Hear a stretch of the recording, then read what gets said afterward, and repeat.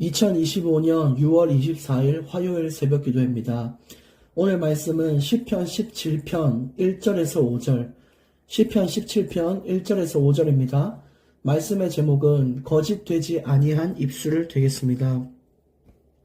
여러분 1절에 보시면 여호와여 의의 호소를 들으소서, 나의 울부짖음에 주의하소서, 거짓되지 아니한 입술에서 나오는 나의 기도에 귀를 기울이소서라고 다윗이 고백했습니다. 다윗의 고백처럼요, 우리 인생에서 나를 건질 수 있는 분은 하나님밖에 없다라는 것을 인정해야 됩니다.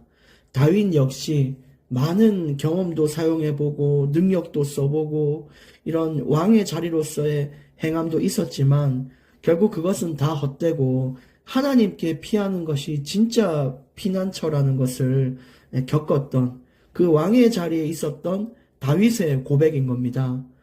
그러니까 얼마나 우리가 왕의 자리에 서보지는 못했지만 우리는 나도 저런 높은 자리에 서보고 싶다. 그러면 모든 문제가 해결될 텐데, 나도 저렇게 돈 많이 벌고 싶다. 그러면 지금처럼 인생에 어려움은 없을 텐데 하는 동경하는 삶이 있잖아요. 근데 우리가 동경하던 그 삶의 주인공이었던 사람들, 그런 성경의 인물들은 하나같이 하나님께로만 피할 수 있다. 다른 것은 전부 헛되고 헛되다. 하나님만이 나를 도울 수 있다라고 고백을 했습니다. 그래서 우리는 돼봐야 아는 자들이 아니라 오늘 성경에서 미리 되어본 자들을 보고 우리의 교훈으로 삼아서 지금부터라도 그냥 우리가 생각하는 동경하는 인생을 쫓으며 사는 게 아니라 그들 역시 말했던 것처럼 하나님을 바라보고 살면 내가 그 자리에 가든 지금 자리에 있든 우리는 편안하고 안전하고 행복한 인생을 살 수 있다는 것을 미리 깨달을 수 있어야 돼요. 그게 지혜입니다. 솔로몬 왕, 다윗의 아들 솔로몬 왕은 이런 말을 했습니다. 헛되고 헛되도다, 헛되고 헛되도다.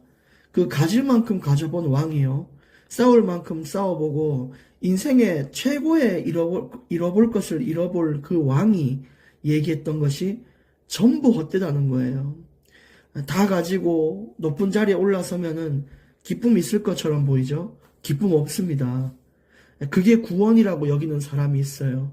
내가 가난한데 돈 많으면 돈이 나를 구원해 준 것이 아니야. 그럼 뭐합니까? 마음의 평안이 없고 행복이 없는데. 그래서 솔로몬 왕은 모든 것이 헛되도다라고 이야기를 했어요. 결국 솔로몬 왕이 하는 이야기도 뭐냐? 우리가 하나님 안에서 하나님을 바라보고 그분을 경배하며 사는 것이 인생의 최고 기쁨과 평안이라는 것을 이야기를 하고 있는 것입니다. 그래서 우리는요, 돈이나 이런 것들은 좀 필요에 따라 모으기도 해야 되고, 좀 인생의 불편함을 해소하는 데 도움이 될 수 있지만, 결국은 하나님이 은혜를 주셔야 산다라는 것이죠. 그걸 알았던 다윗은요, 다른 것에 의존하지 않고 오늘 의의 호소를 했다. 진짜 간절한 마음으로, 진짜 이 너무너무 절실한 마음으로 하나님께 기도를 했다라는 것입니다. 그래서 여러분, 여기서도 나의 울부짖음에 주의해달라. 진짜 이런 인생의 어려움 속에 간절한 기도를 다윗처럼 드릴 수 있는 자가 되어 보십시오. 특히 다윗의 기도가 왜 힘이 있었냐면요, 거짓되지 아니한 입술에서 나왔다라는 것입니다. 그래서 가식을 넣지도 않고 일부러 번지르르한 말 넣은 것도 아니고 진짜 아버지에게 기도하듯 정말 전지전능한 하나님을 믿고 그 능력과 높으심을 인정하는 기도를 했고, 정말 내 진실된 마음과 감정을 하나님께 드렸던 그 절절한 기도를 하나님께서 들으셨다는 것입니다. 그래서 간절함이 필요합니다. 2절에 주께서 나를 판단하시며 주의 눈으로 공평함을 살피소서. 하나님의 판단이 오는 시간표가 있거든요. 예를 들어 사람하고 싸움이 났을 때 그 사람을 설득을 하면은 될 것처럼 보이고, 빨리 내가 어떻게 하면은 문제가 해결될 것처럼 보이잖아요. 근데 그게 아니더라고요. 오히려 그렇게 했을 때 더 큰 문제가 올 때도 있었어요. 그래서 제일 중요한 거는 아까 다윗처럼 하나님 앞에 이런 문제의 솔직함과 내 마음과 감정을 드리는 기도가 앞서야 될 것이고, 그 이후에 하나님의 지혜를 구하며 우리가 상황을 보는 게 중요합니다. 그리고 예를 들어 우리가 기도 이후에 다른 사람과의 관계나 어떤 문제 해결을 위해 행동을 할 거 아니에요. 근데 그 행동을 했는데 바로 문제가 해결되거나 그러지는 않을 겁니다. 왜냐? 하나님이 판단하시고 하나님의 공평함의 그 정의가 내려지는 시간이 있어요. 그래서 우리는 예를 들어 어디 재판장에 갔을 때도 우리의 절실한 마음을 다하고 우리의 증거를 다 대어도 당장 판사가 당신 무죄다 이렇게 하는 게 아니라 그가 판단하는 시간이 있고 공평함을 내세우는 시간이 있어요. 그래서 우리는 그 공평의 판단과 그 하나님의 해결과 개입을 기다리면서 우리가 담대하게 기다릴 수 있는 그런 인내심도 우리 인생에 필요합니다. 하나님은 당장 움직이는 분이 아니라 항상 중요한 시간표를 가지시고 계획 속에서 움직이는 분이시기 때문에 우리가 그걸 알아야 돼요. 그래서 하나님 자녀에게는 인내라는 것이 참 많이 필요한 자리인 것입니다. 3절에 주께서 내 마음을 시험하시고 밤에 내게 오시어서 나를 감찰하셨으나 흠을 찾지 못하셨사오니 내가 결심하고 입으로 범죄하지 아니하리이다. 오늘 또 3절에서도 하나님은 외모를 보시는 분이 아니라 철저히 중심을 보는 분이라는 것을 우리는 볼 수 있습니다. 항상 마음을 시험하고 감찰하시는 분이시다. 이렇게 하셨거든요. 그래서 사람들 눈에 보이는 행동을 잘했다는 것이 중요한 게 아니라 내가 정말 그 마음을 진실되게 했냐. 봉사를 해서 사람들에게 칭찬받는 게 아니라 봉사를 했던 그 동기와 의도가 정말 하나님의 영광에 있냐. 선한 그 마음을 품고 했냐. 이런 것들이 정말 중요해요. 근데 오늘 다윗은 하나님 앞에 늘 삶의 인생을 고백을 했어요. 하나님이 힘이고 하나님 정말 전 하나님밖에 없고 여호와께 피하고 싶고 이런 고백을 했는데 말은 전부 다 잘할 수 있거든요. 근데 다윗은 진짜 그런 마음을 가지고 했다는 것을 하나님이 감찰을 했습니다. 하나님이 그 마음이 진실됐다는 걸 알아요. 다윗에게는 마음에 어떤 흠도 없었던 것이죠.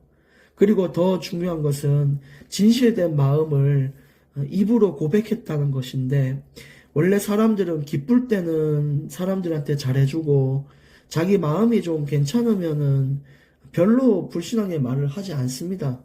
근데 인생이 힘들고 인생이 자꾸 짜증이 나고 이런 자기 인생의 고난이 계속될 때는 자기 입으로 자꾸만 불신앙을 하게 되고 공격적으로 변하죠. 근데 오늘 다윗은 그 하나님을 향한 진실한 마음이 있었기 때문에 가장 힘든 순간에도 믿음을 고백을 했어요. 그래서 여러분 영웅은 난세에 태어난다 들어보셨죠? 평상시에는 그냥 있어 보여도 평범해 보이고 오히려 저 사람은 뭐 나중에 뭐 일이라도 제대로 하겠냐 이런 사람이 독립운동가가 되기도 하고 막 진짜 막 광복군이 되기도 하고 이렇게 된다니까요. 그런 걸 봤을 때 어려울 때가 진짜다. 어려울 때 내가 뱉는 말과 행동이 진짜다. 이걸 볼 수 있어야 되고 사람을 볼 때도 저 사람을 판단하는 기준이 언제죠? 저 사람이 가장 힘든 순간에 어떤 행동을 하고 사람에게 어떻게 대하고 이런 부분이 진짜인 거예요. 그래서 여러분 행복할 때 나의 믿음을 보고 내가 잘하고 있구나 하지 마시고 내가 가장 힘들 때 어떤 고백을 드리냐 거기에 맞춰서 신앙의 성장함이 반드시 있어야 될 것입니다. 4절에 사람의 행사로 논하면 나는 주의 입술의 말씀을 따라 스스로 삼가서 포악한 자의 길을 가지 아니하였사오며. 그러니까 왜 유혹이 없겠어요. 사람의 그 행사로 논하면은 너무너무 많아요. 음행도 할 수 있고요. 중독 있고요. 세상의 그 기준과 그 잣대를 따라서 살 수 있고 또 예배를 포기하고 예배를 드리지 않는 환경 앞에 자꾸 유혹당하고 놓일 수 있는데 자신의 인생을 스스로 삼가해서 하나님의 길을 따랐지 포악한 자의 길을 따르지 않았다라고 오늘 성경은 이야기하고 있습니다. 그래서 우리가 우리 인생에 삼가하는 거, 내가 당장 무엇을 삼가해야 되냐, 이런 것들이 참 중요해요. 물론 어렵죠. 엄청나게 힘듭니다. 출산의 고통과 맞먹는다고 얘기를 했습니다. 그러나 하나님의 자녀는 하나님의 은혜로 말미암아 마땅히 삼가할 수 있다는 것을 여러분 아시고, 그냥 내가 혼자 막 눈물 흘리며 억지로 지어짜내는 삼가함 말고 하나님의 은혜를 동반하는 그 기도를 통한 성령의 도우심을 간구하는 자로서의 삼가함이 있기를 원합니다. 그러면 인간이 인간의 노력을 다해 할 때는 한계가 있지만 성령이 역사하시고 하나님의 은혜가 임하면 우리가 안 된다라고 여겼던 것도 하나님께서 인도하여 주실 것입니다. 5절에 나의 걸음이 주의 길을 굳게 지키고 실족하지 아니하였나이다. 실족하지 않았다. 내가 하나님의 일을 하고 이 여정을 오면서 무너지지 않았다. 이런 것처럼 들리지만 여기서는 내가 완벽하게 행했다라는 게 아니에요. 어떤 장로, 권사, 집사, 성도들이 완벽한 신앙생활을 하겠습니까? 그렇다라고 얘기하는 사람은 그 참 문제 있는 사람입니다. 전부 다 문제 많고요. 하나님 앞에 부끄러워요. 인간이란 존재는 원래 그런 거예요. 근데 여기서 내가 하나님 앞에 다른 길 가지 않고 실족도 안 했습니다. 얘기하는 것은 내가 많은 어려움이 있고 휘청거리고 멈추고 돌아가기도 하고 했지만 나를 가다듬어서 하나님 주신 그 연단을 통해서 결국은 그 목적지를 향해 하나님이 주시는 그 길, 그 방향을 향해 서툴러도 그 길로 나아갔다라는 것입니다. 그래서 내가 힘들고 서투른 것에 주눅들지 마시고 하나님을 바라보고 그 방향에 맞춰서 오늘 이 어제보다 한 걸음만 더 나아가는 걸지라도 그게 참 감사하고 그게 참 행복한 인생이라는 것입니다. 그래서 오늘 말씀처럼요, 여러분 진짜 우리가 가장 힘든 순간에 어떤 고백을 하는가 이런 것을 돌아보시고 진실된 거짓되지 아니한 입술로 진짜 하나님을 사랑하는 그 마음, 거짓되지 아니한 말로 하나님을 찬양하고 영광 돌려드리기를 원합니다. 또 내가 오늘 반드시 삼가해야 될 인생의 것들, 거기에 도전하는 날이 되어 보십시오. 하나님이 우리의 걸음을 굳게 지켜주실 것입니다. 하나님 감사합니다. 오늘 말씀을 통해 내 자신을 점검하게 해주시니 감사합니다. 하나님은 관심 있고 사랑하는 자에게 징계를 주시고 이런 채찍과 같은 말씀을 주셔서 변화시켜 나가시는데 오늘 우리가 하나님의 사랑을 받고 있다는 사실을 알게 해주셔서 감사합니다.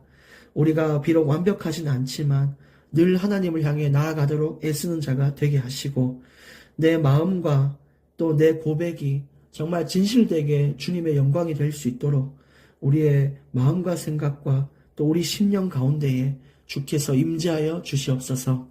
성령의 도우심을 간절히 간구하나이다. 예수 그리스도 이름으로 기도합니다. 아멘.